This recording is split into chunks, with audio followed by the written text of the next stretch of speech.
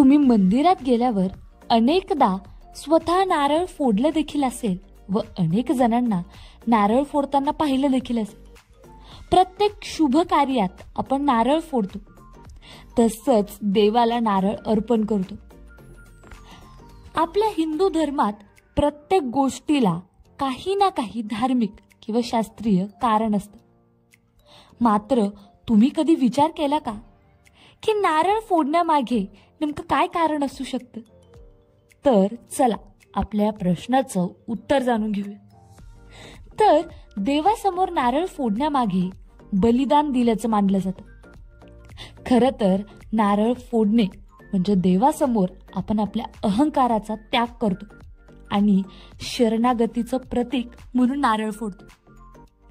नारळ फोडल्याने समृद्धी येते आणि पैशाशी संबंधित समस्यांचे निराकरण होते अशी देखील भावना आहे.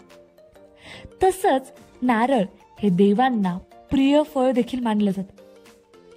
त्यासोबतच नारळ हे आरोग्य आणि कल्याणाचं देखील प्रतीक आहे. नारळ फोडणं ही देवाला अर्पण करण्याची एक प्रतिकूल कृती आहे.